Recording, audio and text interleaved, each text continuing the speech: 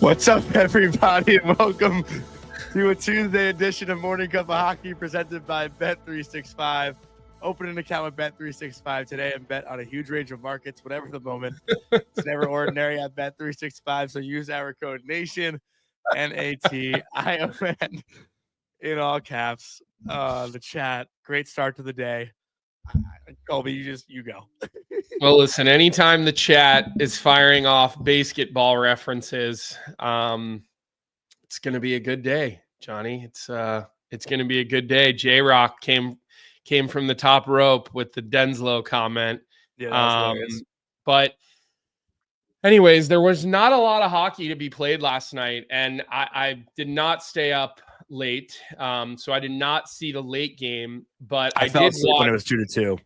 I did watch the Winnipeg San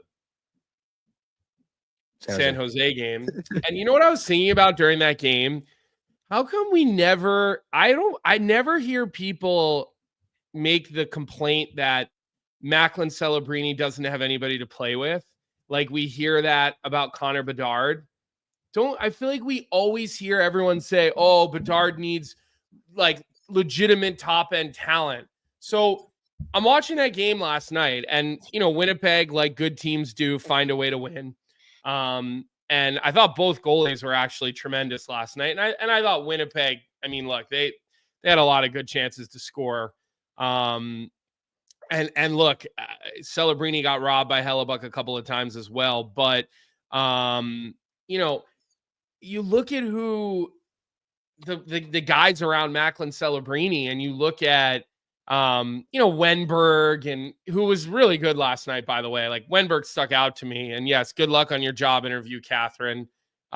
We appreciate you dropping in with us here, but how come we never say that about Celebrini? Like, do you ever hear that discourse, Johnny? I feel like you have a better finger on the pulse of online chatter than I do.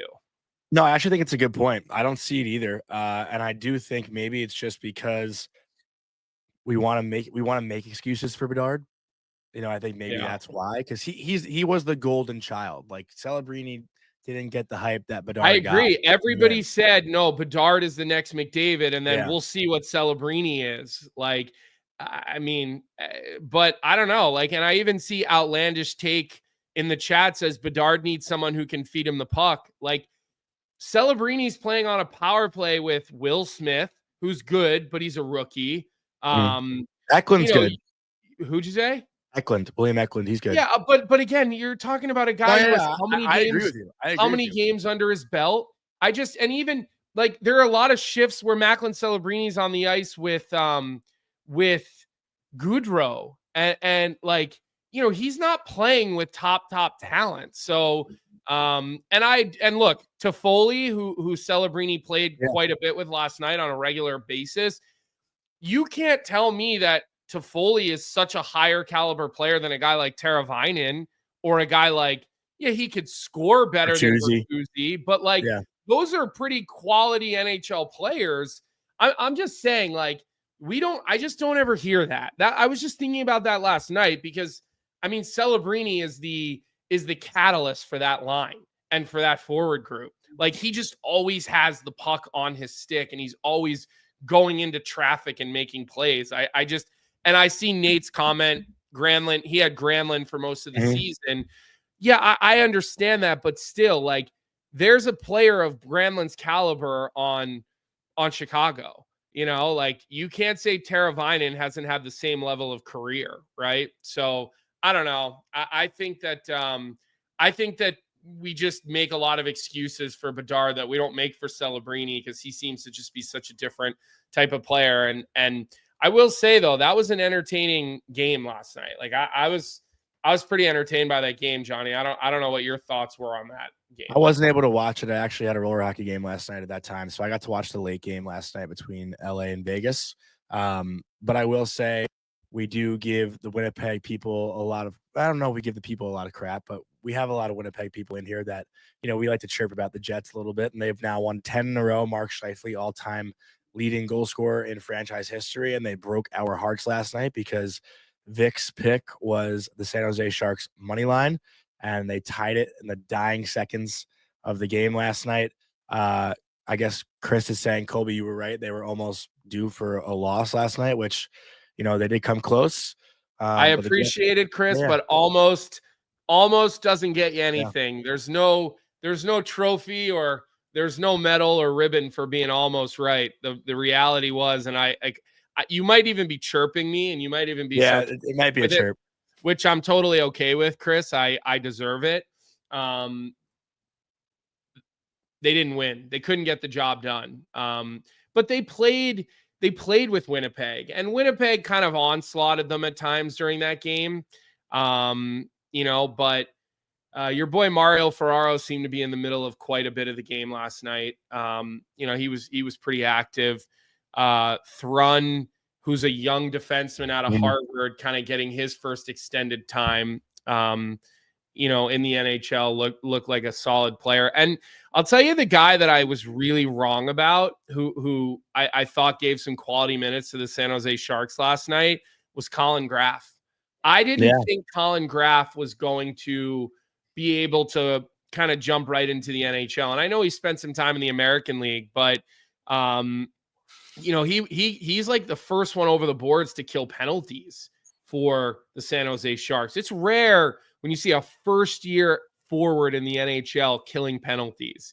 I feel like you see more guys get power play time right off the hop.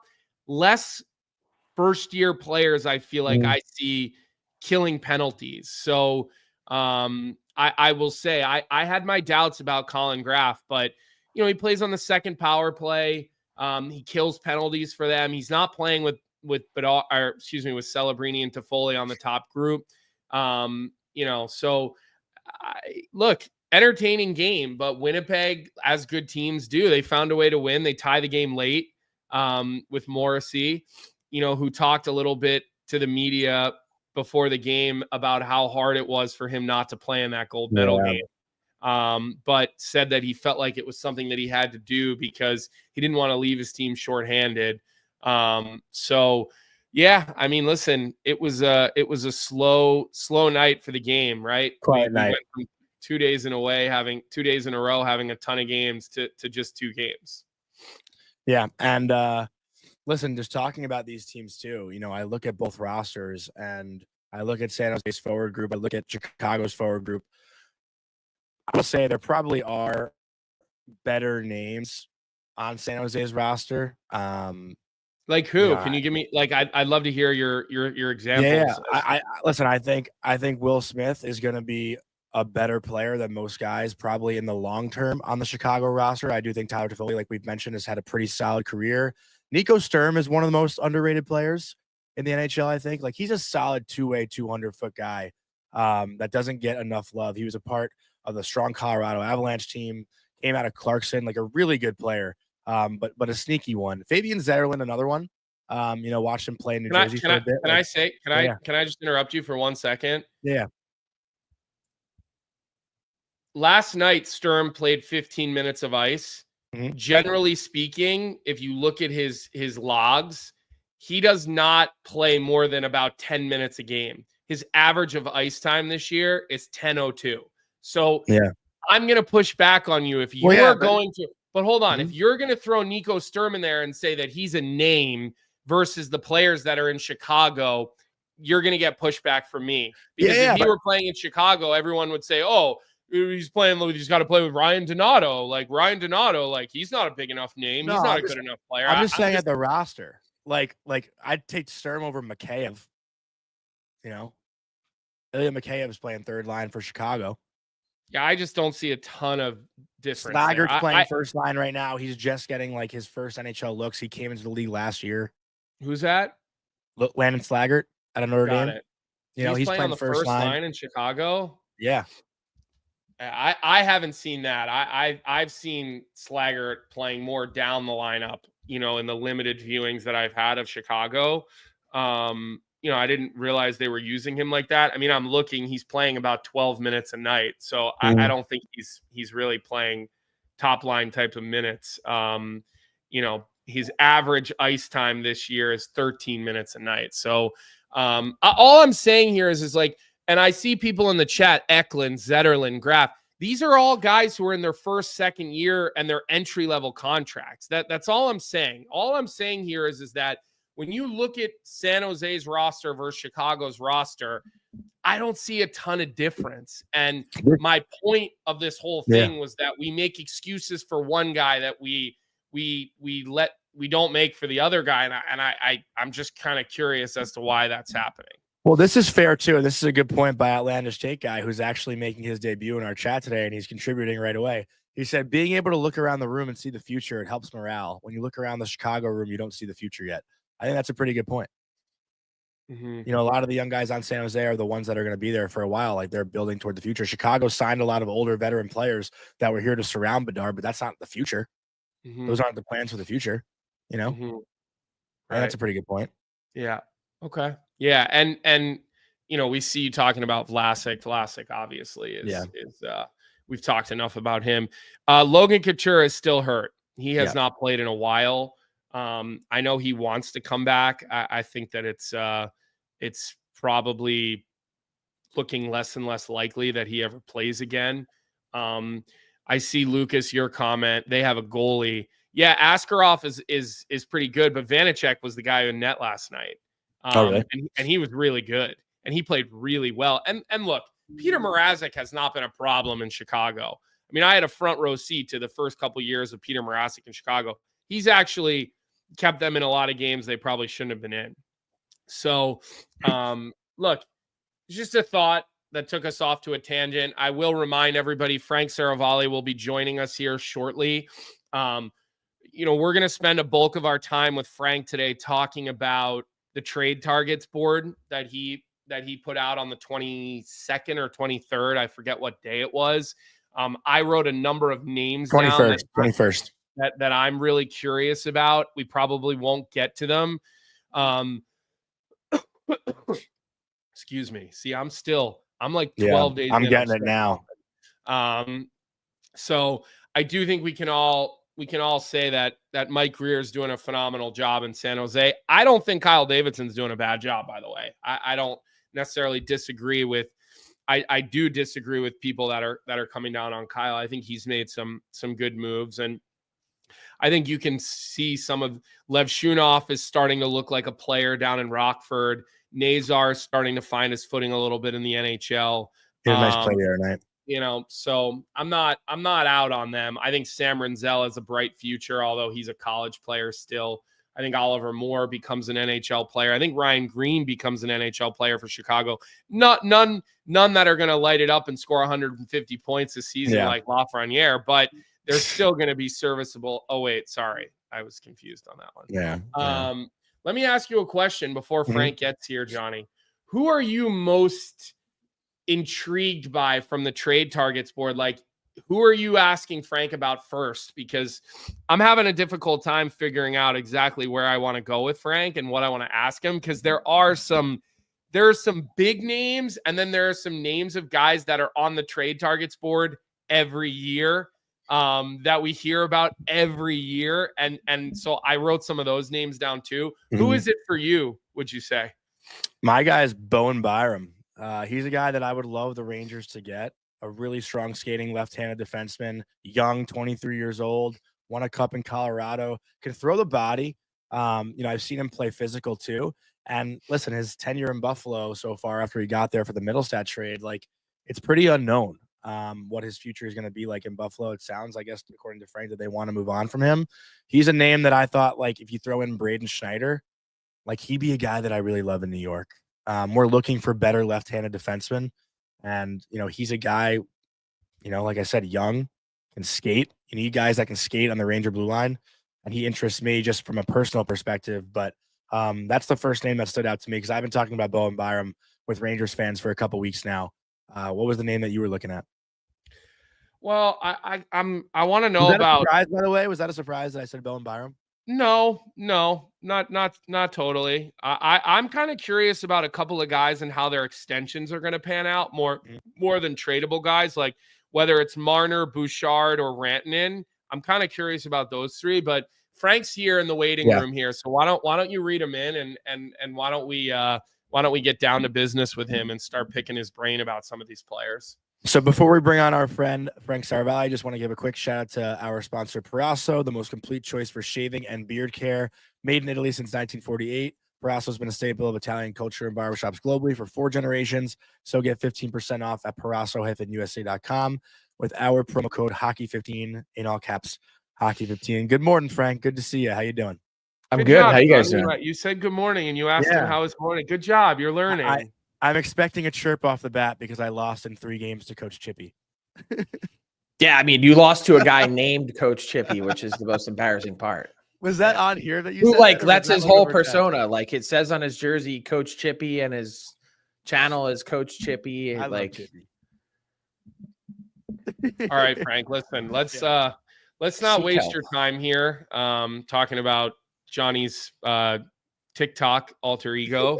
And let's talk about your trade targets board, because there's a lot of names on this board, and there's a lot of really interesting names. There's guys that are UFAs, there's big contract guys that have a lot of years left. There's these pending, question marks, and that's kind of where I want to start with you, Frank. And I'd like to start with Mikko Rantanen. And just like, what is the latest surrounding that? Because there's been rumors about a big offer that they made. He obviously hasn't signed it. One thing that Johnny and I were talking about before the show, and this could be an unfair categorization, and I'll just give you the slight backstory to it. Having played in Finland and sort of lived in that culture, it's not a materialistic culture, and it's a culture that is pretty humble and low key, the Finns. And so we were talking about Rantanen, and we were like, is he a guy that's like, I got to get the 8th year because I need that extra, whatever millions of dollars? Or is he more of those like low key Finns that's like, I'd rather be in the right situation than have the extra year, because, 100 million versus 110 million doesn't change my life. So where are we with that whole situation? Well, I can't begin to put myself in Mikko Rantanen's shoes and do not know what he's thinking. All I can tell you is, from the team and agent perspective, really where things stand right now. So the Canes' first priority and preference is to sign Mikko Rantanen to an 8-year deal. It's the 8th year is important to the team because theoretically, if you're talking total dollars, you can help push down the AAV, and that's the thought process. That said, I think part of the issue here is that the Canes have tried to do everything right. They acquired him, which is probably the hardest part. They gave him some time to get comfortable in new surroundings. I think that trade really surprised him and flipped his life on its head, which is understandable. You're in one place your whole career, you win a Stanley Cup. You're thinking that there's going to be some way, as one of the best players in the world, for your team to keep you. And that hasn't been the case. And so they gave him some time to get comfortable, didn't put any pressure on him to start talks. Then the Four Nations break hits, and they make what they believe is a sizable offer, their best foot forward to begin this conversation. And they're met with a non-committal response. It's not no, it's just we need to decide. And I think that part probably has them feeling a little bit uneasy, because they did trade a significant piece in Marty Necas to get him. And they have to decide, are we willing to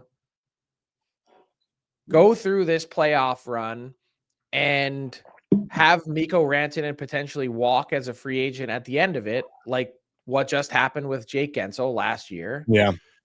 Or do we need to get out in front of this and make a trade now to not only recoup some of those assets that we spent, but also potentially find a player that could be a better fit for us if we move pieces around the chessboard?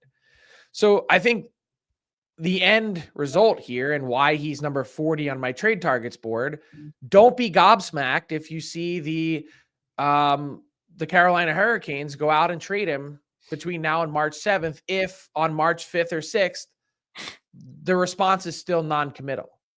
So that's sort of where they're at, is they're trying to decipher what's the best course of action. And I think in the end, they may even keep him as a rental, but they have to consider all their options. And they're one of the teams in the NHL that's just crazy enough to take him, and after working so hard to acquire him, getting essentially a non-committal that long is a no, at least right now, that they might have to. Is it crazy to think if this thing, let's say 5 days from now, is like, they're just like, hey, listen, we're not going to do anything. Is it crazy to think that they would go to the agent and say, look, what if we worked out a sign and trade? That way they could maximize the return. Or is that just, we don't have time for that? Why would I don't think that do part, that? Yeah, I don't. Well, first off, this is the other part of the conversation that not many have had, which is, if he's non-committal to the Canes, there's probably a lot of teams out there thinking, well, then he probably would be non-committal with us and would just be going to market. So we couldn't be acquiring this player thinking that we're going to re-sign him unless everything goes perfectly. That it would have to be the stance many teams take. Would there be any chance that he goes back to Colorado? Oh, I think if he makes it to market and Colorado decides that they have the cap space, then yeah, I think you'd have to consider that as a possibility. Let me ask you this. Let me ask you this. And this might only be on an entry-level contract. Legally, like within the CBA, can you trade a player and then trade, like, I'm talking trade here, not free agency. Can you trade a player and then trade them back? Like, is there anything? Are you talking about Colorado or Chicago? I'm talking about Colorado. Oh, did he have to get washed through Chicago? I don't remember. So Chicago retained money. So here's an interesting caveat. They cannot reacquire him on this contract. Right. Okay. So he can't go to the Hawks. So there is a rule, though. I'm not crazy. That rule. No, he could go back to Colorado, though. Okay.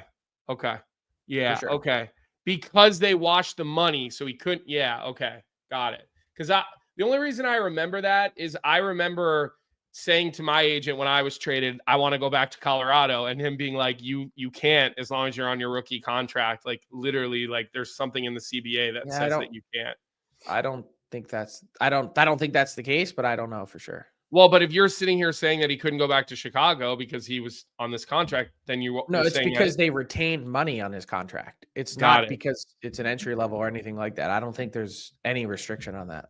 Yeah, got it. Okay. Well, we'll have to look into that because I'm curious. Let's stay on this type of topic here, Frank, before we really get into trade targets.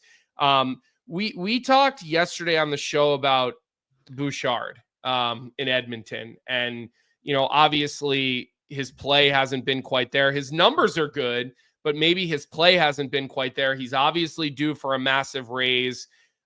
Where does that whole situation stand? Are they talking? Are they far down the path of an extension? Are they, where does that situation lie? You asked about Bouchard? Yeah. I don't think there's been very much progress there. In fact, I don't think that they've spent a lot of time talking about it. I think they had initial conversations late last summer. Both sides got a sense and a lay of the land. And I think part of it from the Oilers' perspective was, let's see what the cap looks like. And part of it was, hey, look, this guy is coming off of an 82-point season. Yeah. Let's see if he can go out and do it again. And if he falls short of that, then we're going to be having a different conversation. If he goes and does it again, then we're also going to be having a different conversation because he went out and duplicated it. There's no doubt he's due a massive raise, more than 2x. The question is, how much more than 2x? And that's what the Oilers are going to have to wrestle with. Yeah, I mean, I know I've seen out there that he's looking for double digits, like $10 million a year. That's not happening. I said yesterday, like, I'd be comfortable giving him maybe 7.5.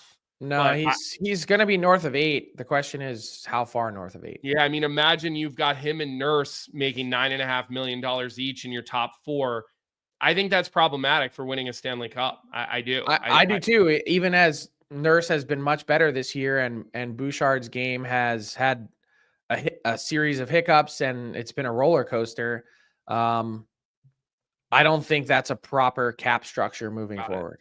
Got it. And just so everybody knows, I think Johnny's having some technical difficulties in his building, maybe. So he's working on working through that. Last name I have for you, Frank, and is Mitch Marner, right? Before we really get into your trade targets board. This one's been really fascinating to me, especially with the Four Nations just happening. And he obviously had a big game in the gold medal game. Other than that, he got relegated to the fourth line. So there's all this, Mitch Marner shrinks in the big moments. Well, he didn't in the gold medal game. He didn't. He found his way back up the lineup, made a big time play on the game-winning goal. I think it was Bob McKenzie who came, out of his hiding spot and said somewhere on a podcast that he would bet that Mitch Marner is going to UFA. There will not be a contract that gets done before that. I'm just curious from your point of view, where does the whole Mitch Marner Toronto situation stand? I don't know. By the way, it's amazing how good the conversation is when it's not bogged down by Johnny. I can get back out of here. Yeah. Turn your internet back off, Johnny. So yeah, stop your OnlyFans streaming at night and we can actually get a show done in the morning. Sorry, continue. So look, this is a tough one to decipher because I think there's two sides that have gone through this process and I don't think anyone's really felt good about it. Yet you watch his play and outside of the Leafs goaltending, he's been unquestionably their MVP this year. He's such a huge part of what they do. And you're right. He had a really quiet Four Nations face-off until that last game. Yeah, he scored the OT winner in the opener, but he did not have a good game that game. And the rest of the tournament, he wasn't super noticeable until we got to the big moment, which I think helps change the narrative and at least a little bit that this is a player that shrinks in big moments and big games. That label has been stuck on the entire Leaf team and rightfully so based on their playoff failures to this point. But the cap is also going up in a significant way. And that comes at the perfect time if you wanted to try and keep him. The biggest thing that's been holding them back is they've been unable to make other changes to their lineup because they've got Nylander and now Tavares, his contract is coming off the books. It'll be significantly less than the $11 million he's making. Again, the question is how much. But with Matthews and Nylander already done, that has chewed up a significant portion of their forward core. And so the question is, how can you find a way to, you were just talking about Nurse and Bouchard on the back end. How can you find a way to sign these players, keep these players, and still have room to balance out and create the depth that you need for the Leafs to not be so top heavy? And that's been a question that the Leafs have wanted to answer for a long time. And Marner has represented an opportunity to do that based on all the other deals that have been signed. And yet they arrive at this point where it kind of feels like they need him. And I still think that so much of what happens next is dependent on their playoff run and nothing else. If you don't have success, no matter how good he's been, he's the easiest player to move on from. Mm-hmm. I am happy that you mentioned the Four Nations though, Frank, because I did want to kind of lead into there a little bit. And I personally don't feel this way, but I'm seeing a lot of these opinions just from fans for the most part. Did the performance of guys like, let's say, Brock Nelson, who's number one on your trade target list, and obviously it's not apples to apples, but the performance of Elias Pettersson in the Four Nations tournament, does that almost diminish their value, or are people just looking past, how they played over those 4 games or so why are you tying Elias Pettersson to Brock Nelson? I said it's not apples to apples. I'm saying those are 2 guys that probably are being talked about getting traded that didn't have the best of Four Nations tournaments. See, I would actually disagree with you on Brock Nelson. I did. Me too. I thought Brock I would say that I think really his championship game was really good. And he gave them some big minutes in big matchups that I was super impressed with the job that he did. Didn't put up points, but yeah, I didn't expect Brock Nelson to be added to the U.S. roster in a tournament where the I didn't think he was good or bad. I just thought he was there. See, I thought he showed that he can really keep pace and play at a much higher pace. And it makes you wonder, is the Islanders' structure just way too slow? And not only that, but he's being crippled by their power play. Yeah. Crippled. Him and Kyle Palmieri both have seen their production drop by 30% or 40% year over year, only because the Islanders have the worst power play in the league. So I don't, that's why I asked you specifically why, like, Pedersen stunk. No, I'm aware of that. That's why I said Brock Nelson did not stink. I just want to be totally clear. They did. I will say this. They did Brock Nelson dirty with his headshot at the Four Nations. I mean, as a man who went prematurely gray, I felt seen. I was like, just going to say. Because then the memes were going around about me and Crosby, and I'm like, man. I saw that, and I'm just thinking to myself, Frank is just catching. The guy is going from city to city covering. I don't know what one has to do with the other. Like, younger than Sidney professional athlete, fat slob. Like, what are we talking about here? You just catch strays, Frank. But why is one being compared? That's like, I don't know. It's because you're popular, I guess. So then on the flip side, does Nelson stock rise? It's like putting me in a shower with Nick Foles. Like, I mean, what are we talking? These aren't reference. I don't think Johnny or many non-Eagles people are picking up on that. And I hope that they don't, because Johnny gets weird and loves to talk about that kind of thing, Frank. Yeah. All right. Frank's got it in the chat. Let's go trade targets board now. Two names very high up your trade targets board, Scott Laughton and Ristolainen. Let's start with Scott Laughton, because last year the Flyers had a first-round pick on the table for him. They didn't want it. They wanted 2 first-round picks for him. What's it going to take for like the 10th year in a row of seeing Scott Laughton high up a trade targets board for him to actually get traded? Well, so I think it's been positioned as the first team that puts one first-round pick on the table for Scott Laughton gets him. Okay, so we're down to 1. Well, he does his contract is no longer a cost control that used to be. Yeah, it is. He has 1 year left, and at $3 million, like, look at the deal that Vlad Nemesnikov just signed in Winnipeg, 2 times $3 million. It indicates that Scott Laughton's deal is still very much a value deal. And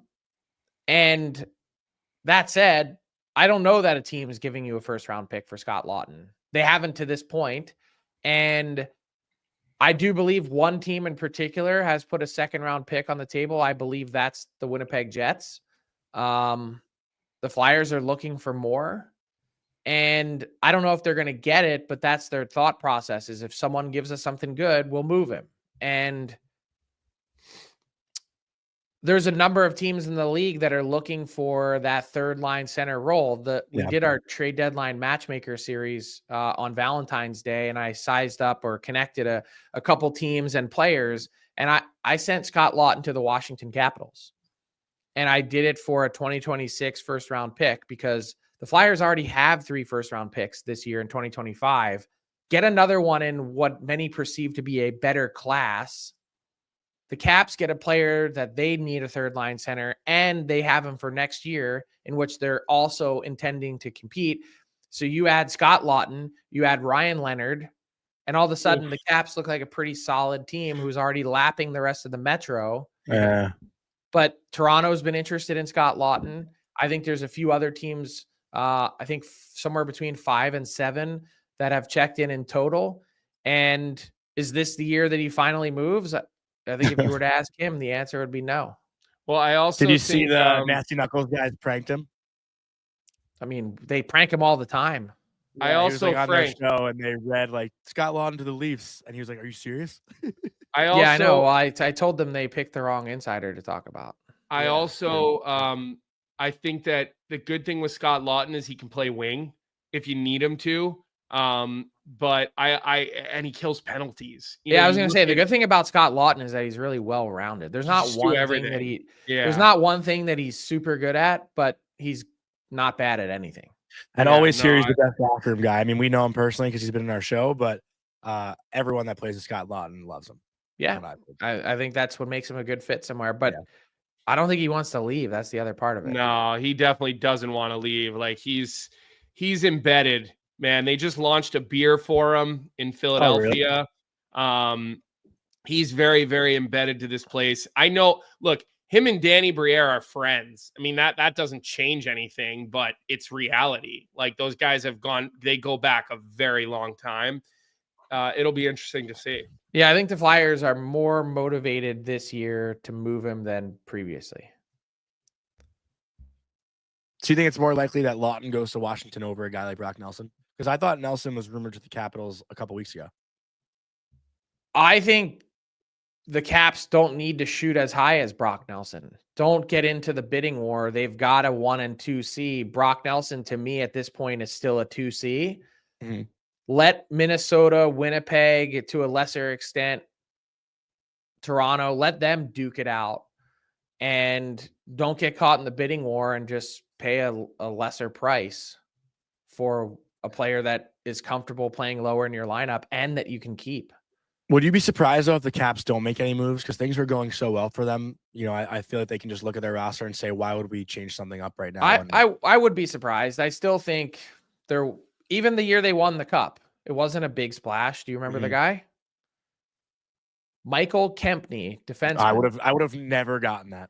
For a 3rd round pick, 2018. That was their deadline move. Yeah. It doesn't have to be the biggest, splashiest, sexiest It name. rarely works when it is. It rarely does. Works. And so that's why I still think they're going to do something. It's not promising it's going to be enormous, but they did already trade for Lars Eller from Pittsburgh in November, and that hasn't worked. Well, and that's why you need a guy like Scott Lawton, because he comes in and fills the exact role you're talking about, Frank. What about Ristolainen? You can bump Lars Eller down to the 4th line. Yeah. What about Ristolainen? Where does that whole situation stand? Because he's really turned himself. I mean, he's become a really formidable guy back there, and I would think he carries some good value. Okay, so you say that, and I want you to tell me why. Mm-hmm. Tell me why. Are you just repeating a narrative that other people have said? Because I watch his game and I don't see anything different. But why do you believe he's changed? Because when he first was a Flyer and he came from Buffalo, it didn't look like he had any concept how to play defense. You find him wandering the defensive zone. You find him puck watching. Now you watch him play. First off, he ends plays. Okay. He's not a defenseman that will shadow a guy and he doesn't shadow hip pockets is kind of the terminology that I use. So you watch him, the guy ends plays in the defensive zone. He's physical. And then you watch how disciplined he's become at keeping his head on a swivel, especially when he's a net front defenseman in coverage. He's gotten pretty good at pick and choosing his spots. One area that I've seen the biggest improvement for him is he doesn't get caught on the walls anymore. He used to get caught out on the walls outside the dots, and he would find himself on the wrong side of body positioning on zone entries consistently. Those are all things that he has gone from horrifyingly bad to very, very solid and serviceable. And then you take into account that he can skate, you take into account his size, and you take into account that he's a righty. And to me, that's where all his value comes from. Okay. So has he ever? There's that funny clip too of Ristolainen like pivoting toward the boards, and he doesn't know like where he is on the ice, and he runs into the boards and falls. I don't know. I just thought of that when you were talking about it. It's so funny. Sorry, continue. This is why you kicked me out of the show. It was a replay of your college career, Johnny. I played forward. Okay, still, that's what you did. My big question about Ristolainen is, if you were to trade for him and the Flyers are going to want a premium, they're thinking 1st round pick plus. Does he actually make your team better? 1st round pick plus is a lot. Does he make Edmonton? He makes Edmonton's blue back end better. It's a team with cup aspirations. He's an upgrade over most of who they have, in my opinion. Rasmus Ristolainen has never, or 760 games in. He's like 5th on that list. He's never played a playoff game. Wow, I didn't know that. I know. He's I don't know that he's ever gone to a team and made them better. Wow, that's a good point. I got a question from a friend of the show, Frank, wondering about, Is it your mom? No, she's not really interested in the deadline, but I'm sure she is listening. Trent Frederick and Brad Marchand, the latest on the two Boston Bruins. Well, you heard Don Sweeney's press conference over the weekend, and I think saying wave the white flag is probably a bridge too far, but definitely opened the door to this team selling. And I think fair with where they're at, even though anyone in that 7, 8, 9, 10 spot in the East is like one good week away, Rangers included, from being a firm playoff team. That's how it's worked. Trent Frederick is almost definitely on the move. I would say Justin Brazeau is a very strong probability to move. Brad Marchand is not on my trade targets board, could easily be added, because I still think, and Don Sweeney alluded almost to this exactly, that in their perfect world, they envision them re-signing him. Mm-hmm. Will it get done? Will someone step in and offer something that they quite literally can't refuse? Maybe. But I think if the Bruins are looking to reboot, not having Marchand there, I think just adds the length of time that it's going to take them to get up and running again. And I think if you were to consider the big picture, it's definitely not, the season is not all on Jeremy Swayman by any stretch of the imagination. Their goal scoring is down a half a goal per game from last year. They've got nobody exciting up front. They don't. Watching them play. They don't have a center. They don't have a center. Them play. So, but also Swayman and Omar, they covered up a lot of this team's problems the last few years. And now Swayman has a sub 900 save percentage. If you gave him his career average, they're probably a firm playoff team. Yeah. Vic just said they're minus 26 right now in their goal differential for the season. Not used to seeing that in Boston. Well, because their goaltending hasn't been good. I know. They also signed him to a massive deal. So he's at 898 with the 43 games that he's played this year. I'm doing this from memory. Mm-hmm.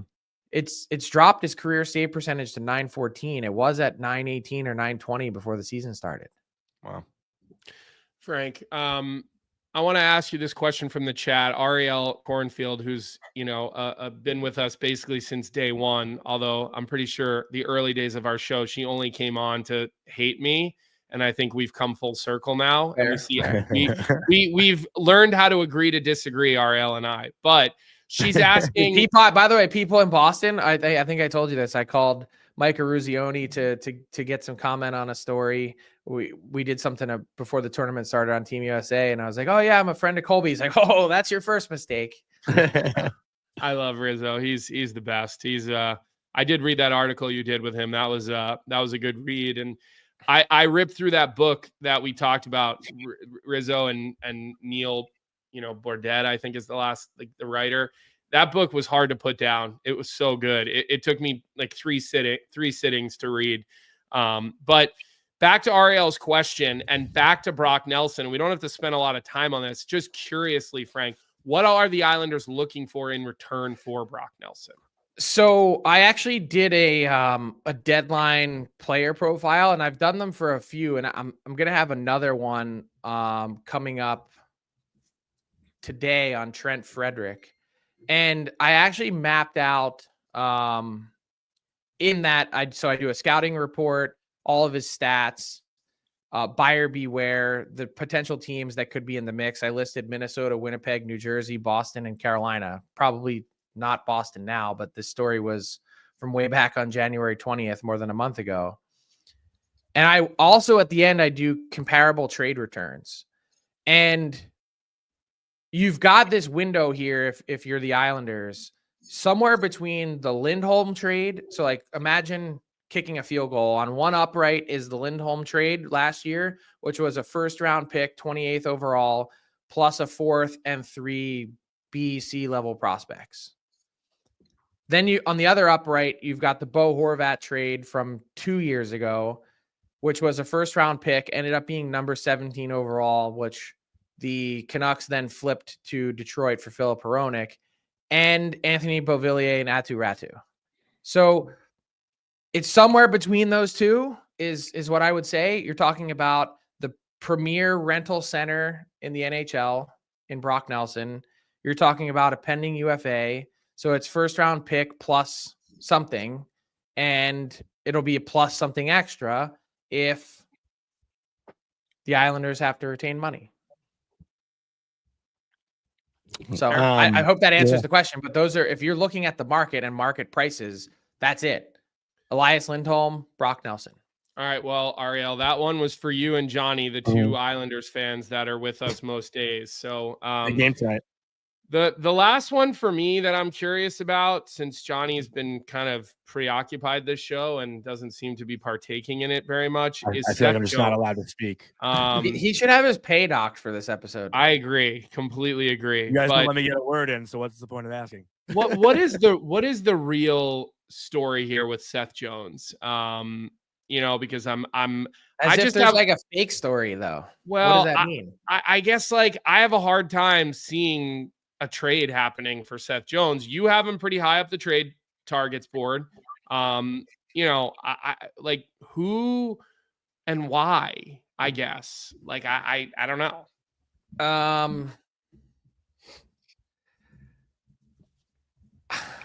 Okay, I'm trying to think of the best way to answer this. Please do. So the Blackhawks are interested in moving on. Seth Jones is interested in moving on.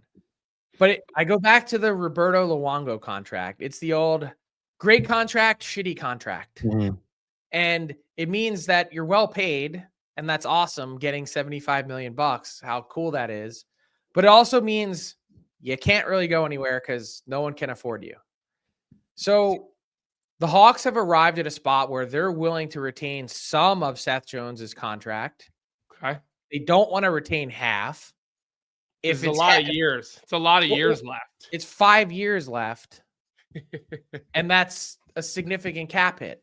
I don't think anyone's concerned about Seth Jones aging because he skates so effortlessly. Mm-hmm. And I think he's still a quality number 2 defenseman. Am I reaching by saying that? No, I think you put him on a good team. I think he gets back to, I agree. I'm glad there's some sanity here because I said Seth Jones is a number 2 on another program, and I literally got crushed on social media for weeks. Yeah, no, I actually still think Seth Jones has a ton of game. I had a front row seat to his first 2 years in Chicago when everybody crushed him. And again, the guy can. He has no help. Yeah, he can still play. Yeah, and he skates like the wind. So look, I get it. But here's the other part of it. So now Seth Jones has started to talk more, basically publicly, even in his own words, to kind of ratchet up the noise or pressure here. And that's great. But more teams need to start calling, and B, Seth Jones needs to give the Hawks more runway, more teams that he would accept a trade to, because he controls everything. It can't just be, well, I would like to go to Dallas. I mean, yeah, we understand that's where you make your home. Like, of course that, like, everyone understands that, but that's not rooted in reality. So it's a 2-part problem. Both these sides would need to come together and find a solution. I just don't foresee it if it does get done. I have a hard time foreseeing it get done at this trade deadline. Mm-hmm. Yeah. And I would say this just to remind everybody, this was not a contract that Kyle Davidson wrote. This was Stan Bowman's contract when he traded for him. Gave him this massive extension at $9.5 million a year AAV. But that's also why Seth Jones wants out, because then Kyle Davidson came in and totally began the tear down, and he came to Chicago thinking that, okay, they had 3 tough years and now they're going to be on the rise. Totally. So, all right, Frank, listen, we kept you a while today. We appreciate your 40 minutes here. Now I'll get back to working with my supposed co-host. It was nice listening to the two of you guys talk. Yeah, thanks for coming today, Frank. I appreciate it. Otherwise, I would have been talking to myself for 40 minutes. Hey, look, Johnny and I were in the same city for 2 weeks, and he didn't even call me once. Wow. Okay, so it seems personal, Frank. At this point, it seems personal. Phone works both ways. I didn't get a text. I was going to say, I'm taking it personal. Yeah, I would. I didn't get a text. The phone works both ways. You're younger, Johnny. You're supposed to do the outreach. You're supposed to do the outreach when you're younger, Johnny. That's how it works. All Lesson right, learned. Frank, you have yourself a nice day. We'll be watching at noon today to see you and Tyler Yaremchuk on DFO Live as we inch closer and closer to the trade deadline. I'm sure the reporting and the articles will just be ratcheted up. See you guys. Thanks, Frank. Great stuff, Colby. Before we move on, just want to give a quick word to a new sponsor that we are partnering up with, an old sponsor as well that we have reemerged with here, and that is Tim Hortons. So Roll Up to Win is back at Tim Hortons, and that means you could win millions of amazing prizes just a swipe of a thumb. Imagine turning your routine Tim's Run into an unforgettable vacation with sell-off vacations, $1,000 racket and cash prize, or an all-new, all-electric 2025 Volkswagen ID Buzz. Even the simple joy of winning a free coffee or donut can make anyone's day. But you only have until March 23rd, so open up that Tim's app and get rolling. Play Roll Up to Win on the Tim's app now. Rules apply. Canada only. No purchase necessary. Visit the Tim's app for details. Great stuff with Frank. There was something I wanted to talk about, but I don't know if you want to let me get into it. Do we have time to talk about it quickly? What is Save it? it for tomorrow. Depends. It was about what Adam is Fox and Jason Demers' comments and the comments it's turned into on social media. I mean, the amount of people talking about Fox, the way they're talking about him. I think we should wait, and you can open tomorrow's show with a nice Adam Fox monologue if that makes you feel better. We can save it for tomorrow, especially since they play the Islanders tonight, so we can watch that game tonight and see how he looks tonight as well. Okay. You all right. No. I think that's a good. We can spend 15 minutes tomorrow because you're right. What Jason Demers said versus the reactions has been completely insane. It's gone crazy and off the rails, but we'll save it for tomorrow. And we'll dive into it more tomorrow. 12 games tonight, Johnny. Yeah. No shortage of action. I don't know if there's any games in particular that you will be having your eyes on. Anything that jumps out to you? Well, it's Rangers Islanders for sure for me, just because of personal rivalry reasons. But the game that I'll be watching the most actually is the game that we are picking for Bet365, and that is the Edmonton Oilers and Tampa Bay Lightning. The Oilers over has hit in 4 or 5 straight games, I believe. The goaltending has been horrendous. Yeah, the over's hit in 5 out of the last 6 for Edmonton. So it's been very sloppy over there for the Oilers, especially with Pickard and Stuart Skinner in net. Don't know who's going to start tonight. My guess would be Skinner, but the over 6.5, that's what we're rolling with. I think there's going to be a lot of goals in that game. So that's the game I'll be watching outside of the Rangers and the Islanders, but it'll be a dual TV night for me. I'll have a lot of hockey on. I'm staying home. I'm not going to Long Island for the game. I've been feeling a little shitty the last couple of days, so gonna stay home tonight and rest instead of going to the game and getting players sick. Credit to me. You don't want to go in the Islanders locker room and get your favorite team sick? No, definitely. Wow, that would actually be pretty gutless. A pretty gutless move. Yeah. I'll be looking for. Look, Toronto, Boston. It's always a game in Boston. But Boston's been so boring. They've been. I know. Boring. I don't like watching them right now. I know, but I'm really curious to see how Matthews and how Marner and some of these guys kind of play after 4 Nations, and do they rev it up or do they hit a slump? I mean, I think the same goes with McDavid and the Oilers. So we'll see. Lots of action tonight. Again, the chat was buzzing today. We appreciate it. Make sure you guys give the episode a like on your way out the door. And listen, give us comments too. I know there were a lot of comments yesterday, and I know a lot of you were probably a little upset. And that's okay. You can be upset. You don't have to agree with me. I appreciate that you care enough to come on and comment how much you don't agree with me or why you think I'm wrong or whatever. Even the name calling, it's all okay. The name calling, it's all in fun. It's all in good spirit. People are passionate about different things. And again, we love it all and we appreciate it all. So with that, that's all we got for today. A little bit of a shorter show for us, but that's okay. Save it for tomorrow. Spin the wheels and talk in circles. We'll be watching lots of games tonight. So we'll have lots of things to talk about tomorrow. And other than that, we hope everybody has a great rest of your day. Don't forget to like and subscribe. Don't forget to leave comments if you're not live. If you're audio only, don't forget to get those automatic downloads on. Don't forget to watch Daily Faceoff live at noon, the sheet at 3. As always, we got the full lineup going on the Daily Faceoff YouTube page. And that's all we got for today. I hope everybody has a great day, and we'll see everybody 9 a.m. tomorrow.